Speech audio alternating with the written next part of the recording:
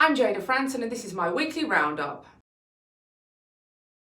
This week's roundup is all about racism. So let's start with Alison Morris, the MSNBC reporter who dropped this clanger whilst reporting on the death of Kobe Bryant. An athlete, the kind of star that was perfectly cast on the Los Angeles Lakers. Kavita, if I could ask you to stay with us, The world began screaming racism from the black community to right-wingers for obviously very different reasons. Never in my life have I met this woman, but I am absolutely certain that she did not wake up that morning and think, I know how I'll advance my career. I'll drop the N-word live on air and release years of pent-up racism that I've been harbouring. Nah, sorry, I'm not buying it. She made a mistake. She had a blank moment. It happens to the best of us when we're speaking live. She drew a complete blank when it came to his team. She went to say Knicks and realised she meant Lakers, and this was the combined result. on the Los Angeles Lakers. The fact is, those in the black community who were crying racism were just looking for another reason to be offended. On the other hand, the right-wingers who joined in this witch hunt were simply revelling in the fact that a lefty was getting the same stick that normal patriots like Trump supporters and Brexiteers have had to put up with on a daily basis, and believe me, I know. So let me make this clear. I'm no friend of this network. After President Trump retweeted a few of my videos back in 2017, they jumped on the media hysteria, calling me all kinds of names and smears, including an ultra-nationalist. So I have to say I didn't even know what an ultra-nationalist was. I had to look it up. It sounds like I should be wearing a cape. But anyway, it turns out ultra-nationalism is an extreme nationalism that promotes the interest of one state or people above all others, or simply extreme devotion to one's own nation. Extreme devotion to one's own nation? Yes, I will take that. The point is, despite her mistake, both she and her employer, MSNBC, are part of the cancel culture that delights in the censorship and dehumanisation of any non-liberal human being. Much like Rachel Riley, the white, Oxford-educated countdown presenter and mathematician, who has proudly admitted to attending a secret meeting with Twitter to ask that they remove the accounts of Katie Hopkins and George Galloway. Strangely though, nothing happened to the account of George Galloway. You know, the Muslim former MP who was sacked last year by Talk Radio for a racist rant on Twitter. Katie Hopkins, though, she had her account suspended. So my advice to Katie would be get yourself over to Parler. If you are to join the ultimately censored crowd that I have long been a part of, you will find yourself in good company. Decent, free-speaking people are on Parler. But it seems the USA's cancel culture game is not as strong as the UK's. Alison Morris is still in her role, unlike poor old Alistair Stewart, an ITV News veteran who has presented the news to British households for over 40 years, has been forced to resign after being dealt the race card. Alistair got into a Twitter debate with a black man in which he quoted a passage from Measure for Measure, a play written by William Shakespeare in the early 1600s, which reads, "But man, proud man, dressed in a little brief authority, most ignorant of what he's most assured, his glassy essence, like an angry ape, plays such fantastic tricks before high heaven as makes the angels weep, who with our spleens would all themselves laugh mortal." Alistair Stewart sent that same quote to another man in 2018, but he was white, so there was no opportunity for people to cry racism and end an innocent man's career. So once again, and for the record, I'm not a friend of ITV. The harsh reality is, much like Alison Morris, Alistair Stewart has long served one of the very institutions that pumps out fake news and promotes cancel culture. So he is a victim of his own success. And speaking of success, P. Diddy slammed the Grammys by saying, "Truth be told, hip-hop has never been respected by the Grammys. Black music has never been respected by the Grammys to the point that it should be. And it's not just going on in music, it's going on in film, it's going on in sports, it's going on around the world. And for years, we've allowed institutions that have never had our best interests at heart to judge us. And that stops right now. He made this speech whilst accepting the award for 2020 Grammy Salute to Industry Icons, his industry being hip-hop and black music.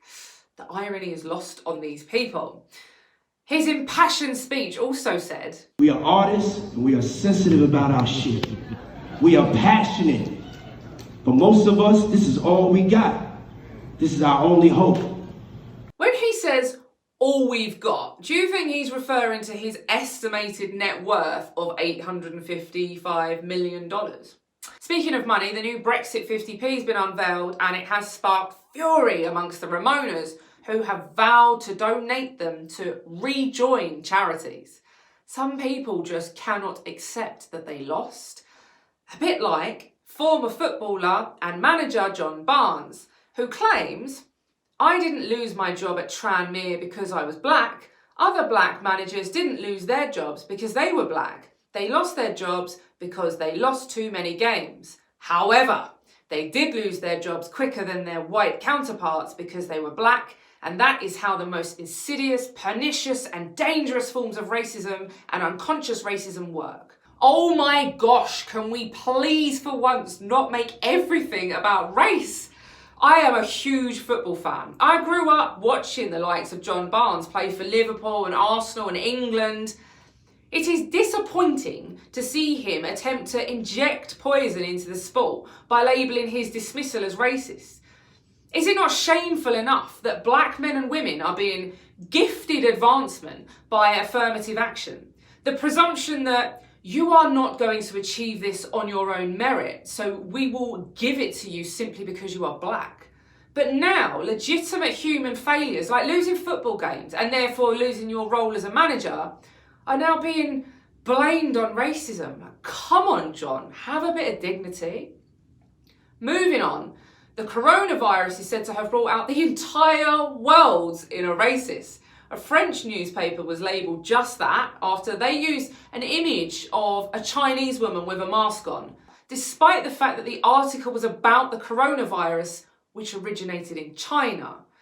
Meanwhile, Piers Morgan, the very man who labelled me a horrible, nasty racist when he was trying to convince Donald Trump that he shouldn't have retweeted me, fails to see the hypocrisy after this bizarre performance. Majesty, but I only drink yang yang dong dong dong ming ming milk.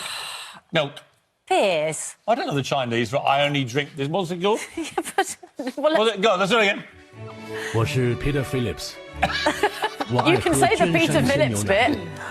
百年来，君山有种，一直受 Ching 英 Chang 文 told you. Okay, I got it. I got it. 君山英伦 I got it. 珍品，奢享 You 现 can 存。 say Jing. Taking the mickey out of foreign languages is rather You can take the mickey 1970. out of it. You're drinking Ching Chang Jong milk, right? You From the can't. Chinese state. You Well, that's what can't. they just said in the advert. No, they are speaking Chinese. I can't repeat what they're saying in the ad. Double standards are nothing new in the world of Piers Morgan, and once again he just glided through that gaffe unscathed. Unlike the Connecticut teacher who was suspended this week for casting 2 children of colour as slaves in a school play. I'd just like to point out that no one race has the monopoly on slave trade victimhood. It's estimated that over 1 million white European Christians were taken as slaves by Muslims in North Africa.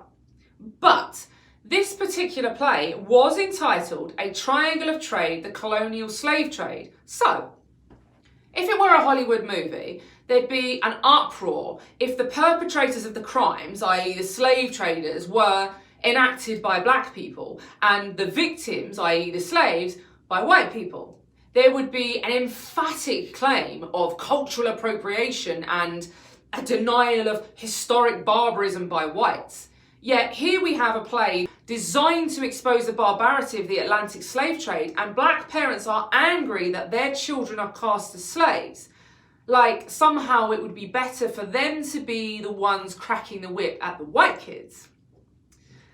And one resounding issue here is that the child is not black. The father is white and the mother is black, which makes the child mixed race, half white and half black. But obviously, When wishing to board the race victim bus, it's imperative that you completely ignore the white half of your own ethnicity, right? Just like the divisive former royal Meghan Markle does. Quite honestly, your race is part of what defines you. I think what shifts things is that the world really treats you based on how you look. Certain people don't look at me and see me as a black woman. It's no surprise that Meghan chooses to ignore the white half of her heritage. Whites have become the target for literally everything the world dislikes. Terms like white privilege are being used to create a new era of acceptable demonisation and oppression, which is celebrated by both racist blacks and self-hating whites. So, as we wave goodbye to sanity and embrace the fact that literally everything is racist, we also say a farewell to a much-loved character axed by the Race Brigade. So long, Apu. What? What are you thinking? I mean, thank you. I'll come again.